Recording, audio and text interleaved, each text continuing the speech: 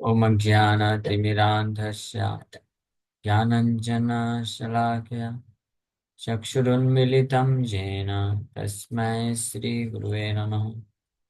नमो विष्णुपादाय कृष्णपृष्ठाय भूतले श्रीमते भक्तिवेदान्त स्वामिन्निति नामिने।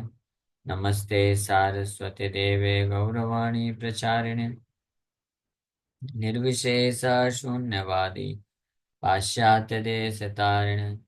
नमो महावदन्याय कृष्णप्रेमप्रदायते कृष्णाय कृष्णचैतन्यनामने गौरतुसे नमः। जय श्री कृष्ण चैतन्य प्रभु नित्यानंद श्री अद्वैत गदाधर शिवासादि गौर भक्त वृंद। हरे कृष्णा कृष्णा कृष्णा हरे हरे, हरे राम राम राम हरे हरे। हरे कृष्णा। सब सभी भक्तों का हार्दिक स्वागत है। आज के गौर कथा में हम लोग चर्चा कर रहे हैं श्री चैतन्य भागवत आदि खंड। और इसका तो चर्चा कर रहे थे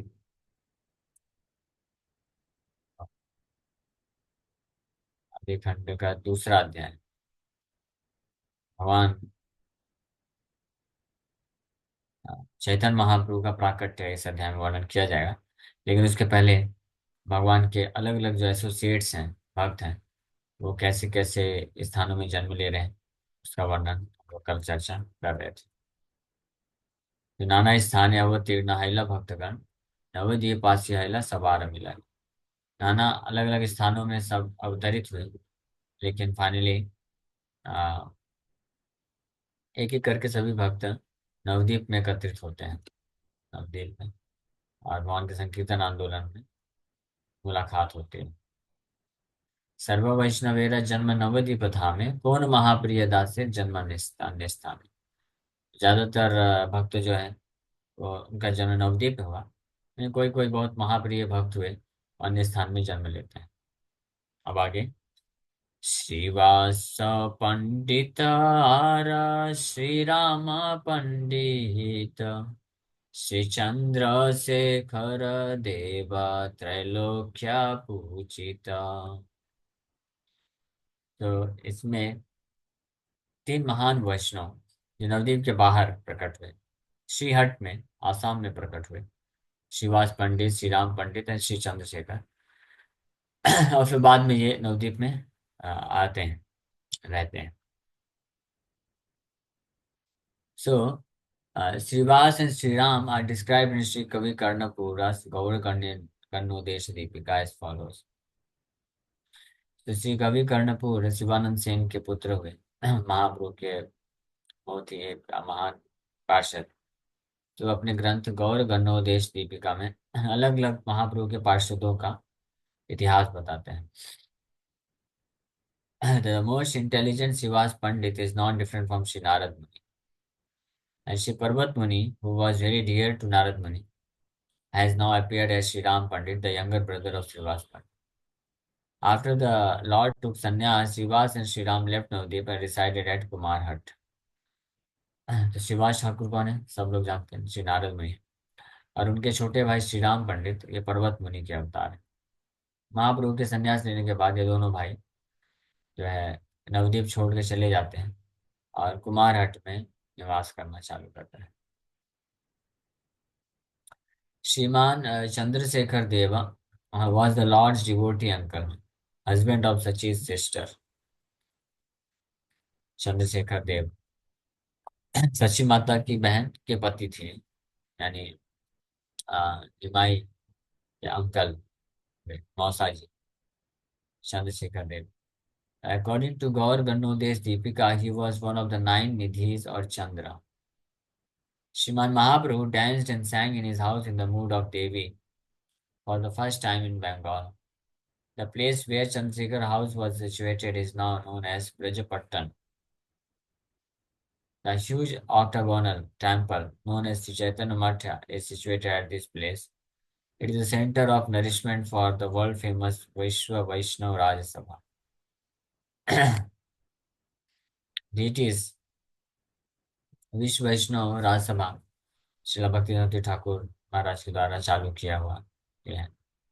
और ब्रज पटन में ये है वहाँ पे हेडक्वार्टर। और वो चंद्रशेखर अ, का घर वहाँ पे हुआ निवास स्थान। Deities of the four Vaishnava Sampradaya Acharyas are established on the four sides of this temple. Shri Guru Gauranga Gandharvika Giridhari are being worshipped in the middle of the temple. Nityanand Prabhu gave prior information to Sri Chandrasekhar of the Lord's plan to take sannyas. And Sri Chandrasekhar was present with Sri Nityananda and Mukundatta at Katua when the Lord took sannyas. तो बहुत कुछ ही भक्त थे जब से चैतन्य महाप्रभु संन्यास ले रहे थे। तो उसमें से एक चंद्रशेखर भी वहां पे उपस्थित थे नित्यानंद प्रभु और मुकुंद दत्त के अलावा। He duly performed the prescribed sannyas rituals and then returned to Navdeep to inform everyone of the Lord's acceptance of sannyas. A description of the Lord's Kirtan in the house of Chandrasekhar Acharya period to his acceptance of sannyas is found in Madhya Khanda in chapter 8. मध्य खंड chapter 8 में ये वर्णन प्राप्त होगा महाप्रभु चंद्रशेखर आचार्य के घर पे कैसे कीर्तन करते हैं। The presence of Chandrasekhar Acharya during the huge Sankirtan procession to subdue the Kaji, and when the Lord bestowed his mercy on Sridhar is described in Chaitanya Charitamrita Madhya Leela. He would accompany the devotees of Bengal to visit Lord in Nilachal every year. Chandrashekhar निमाई के मौसा जी हुए और वो ब्रजपटन नामक स्थान में रहते थे। वहाँ पे महाप्रभु जाया करते थे संकीर्तन के लिए। और संन्यास लेने के पश्चात चंद्रशेखर हर साल बंगाली भक्तों के साथ जगन्नाथपुरी जाते थे महाप्रभु से मिलने के लिए। तो यह है चंद्रशेखर के बारे में। भवरोग वैद्याश्री मुरारी नाम जार श्रीहट्ट जे सब वैष्णव वेरावता। They, along with Sri Murari Gupta, who cures the living deities of their material disease, all took birth in Srihat. तो ये सभी भक्त श्री राम पंडित, श्रीवास पंडित, चंद्रशेखर और साथ में मुरारी गुप्ता भी ये सब श्रीहट में जन्म या अवतरित हुए।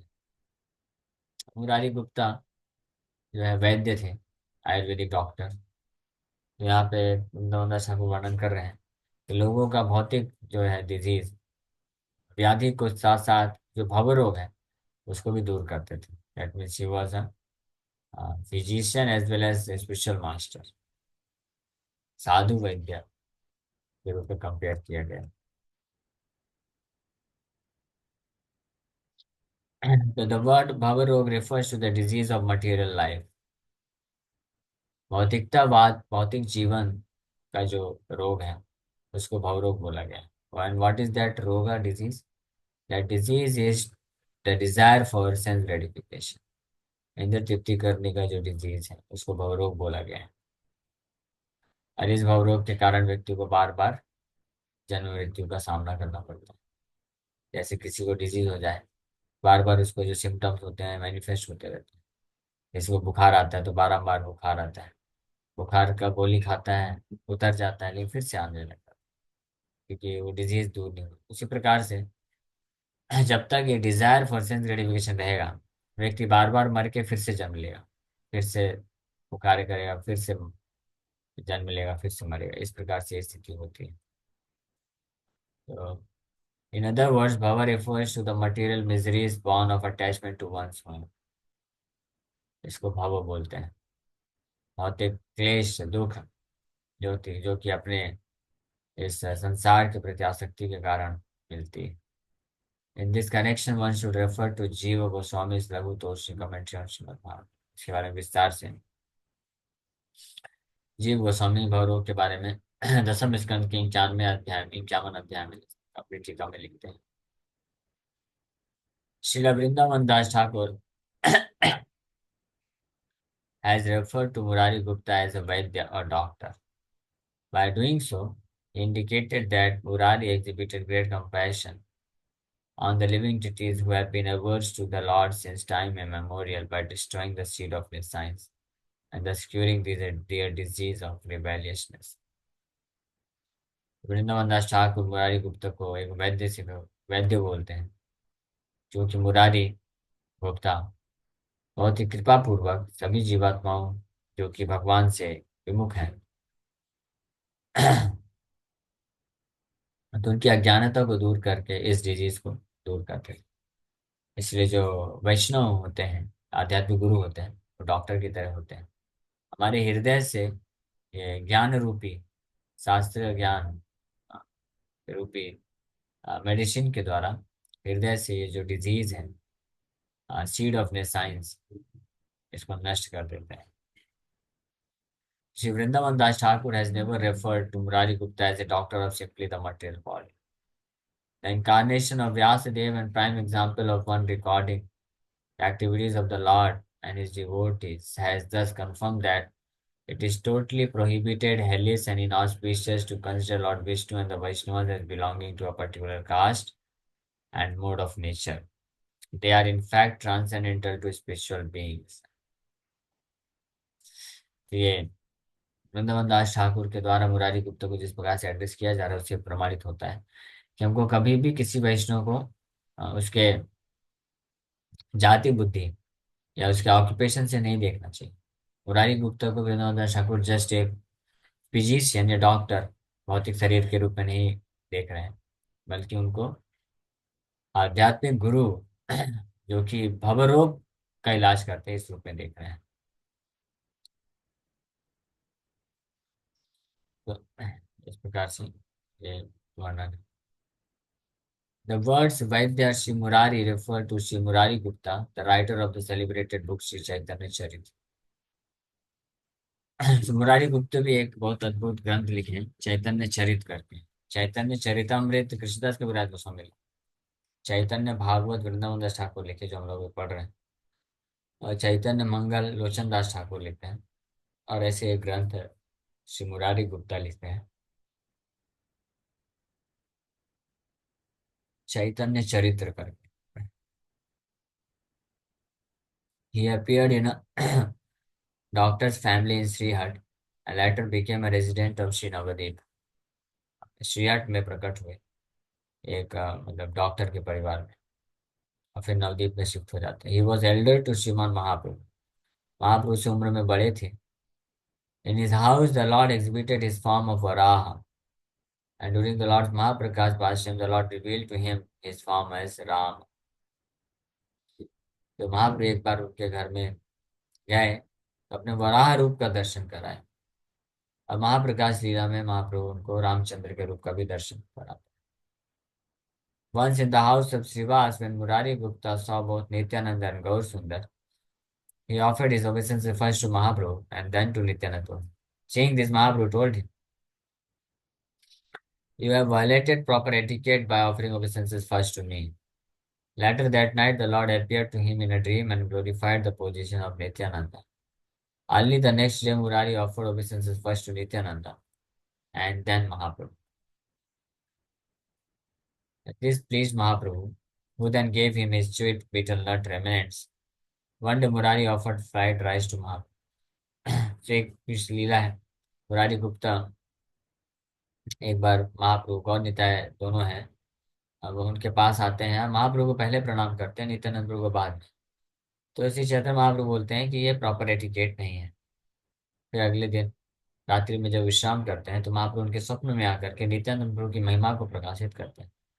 तो नित्यानंद प्रभु की महिमा को जानने के पश्चात फिर अगले दिन जब जाते हैं तो पहले नित्यानंद प्रभु को प्रणाम करते हैं, फिर गौरा महाप्रभु को प्रणाम करते हैं। तो इससे महाप्रभु बड़े प्रसन्न हो जाते हैं, और जो पान खा रहे थे वो पान निकाल करके उनको महाप्रसाद के रूप में प्रदान करते हैं। ये अद्भुत कृपा को प्राप्त करते।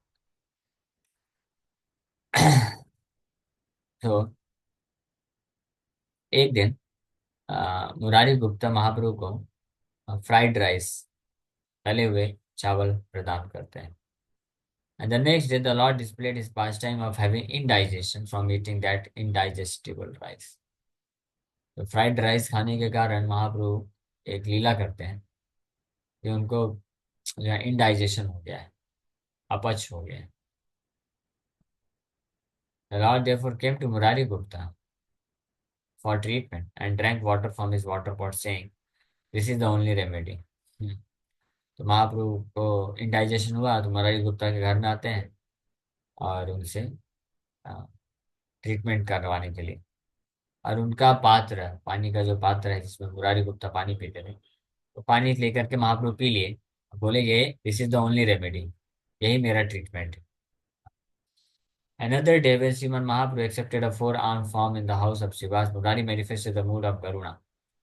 The Lord then sat on his shoulder and exhibited his opulent pastime. किसी अन्य दिन श्री चैतन्य महाप्रभु अपने चार चतुर्भुज रूप का दर्शन कराए, यानी नारायण के रूप में उनके सामने जब आ गए, तो मुरारी गुप्ता इमीडिएटली गरुड़ देव के भाव में आकर के नारायण को अपने कंधे में सवार करा करके भ्रमण करते हैं।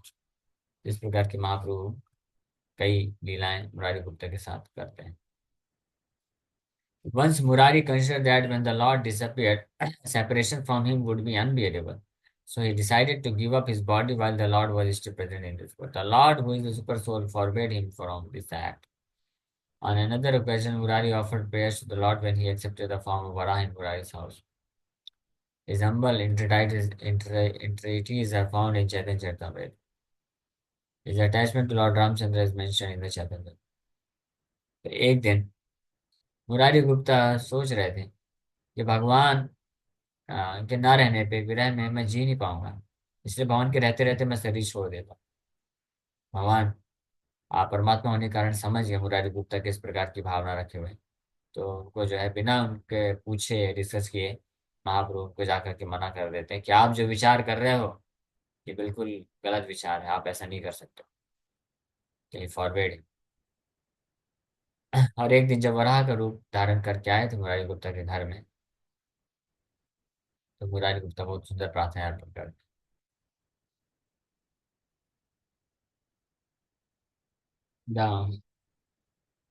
The words Vaishnavera avatar indicate that the Vaishnavas belong to Goloka. They do not possess gross or subtle designations. तो इन प्यारों में वृंदावन दास ठाकुर वर्णन कर रहे हैं कि वैष्णवेर अवतार, अवतार का अर्थ होता है कि जो आध्यात्मिक जगत से भौतिक जगत में अपनी इच्छा से आते हैं उनको अवतार कहा जाता है। तो इससे पता चलता है कि वैष्णव जो है वो इस भौतिक जगत के नहीं होते हैं, वो वैकुंठ है, वो लोग वृंदावन के होते हैं और अपनी इच्छा से अवतरित होते हैं जैसे भगवान अवतरित होते हैं।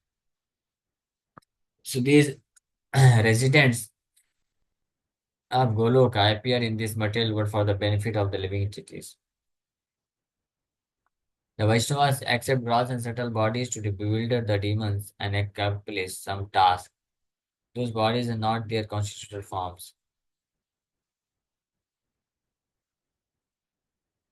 If fruitive workers consider a Vaishnava low class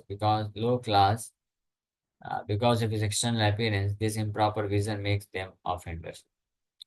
Everyone within 800,000 miles from where a Vaishnava appears or incarnates in this world is freed from all material conceptions. बताया गया अगर जहाँ पे एक शुद्ध वैष्णव प्रकट होता है तो उसके 800,000 माइल्स मतलब 8 लाख मील तक जो भी व्यक्ति होते हैं भौतिक चेतना के प्रभाव से मुक्त हो जाते हैं। That is the effect of a Vaishnavas incarnation. They then become relieved from the misunderstandings of considering the Vaishnavas as born in a particular caste, as belonging to a particular creed or ashram, as being simply ordinary scholars, as being objects of mundane enjoyment. The real sadhus who worship Sri Hari and give proper respect to the demigods and the brahmanas never fall under the clutches of demonic vehement karmis by disrespecting the Vaishnavas and thereby cleansing and widening their path to that. इसलिए इस श्लोक में जो आया है वैष्णवेरा अवतार, ये बहुत महत्वपूर्ण है। जो वैष्णव होते हैं उनको कभी भी भौतिक दृष्टि से नहीं देखना चाहिए। वो भगवान के समान ही पूर्ण रूप से अभिज्ञ और स्वराट होते हैं और अपनी इच्छा से इस भौतिक संसार में प्रकट होते हैं। तो इसी के साथ हम लोग यहाँ पे विराम करते हैं। Thank you very much. Hare Krishna Krishna Krishna Hare Hare, Hare Rama Rama. भक्त का कोई प्रश्न है? ठीक। हरे कृष्णा प्रभु जी, एक बड़ा महत्वपूर्ण प्रश्न है जो कि मैं भी पूछ रहा हूँ सबके लिए, इम्पैक्ट हमारे लिए भी है।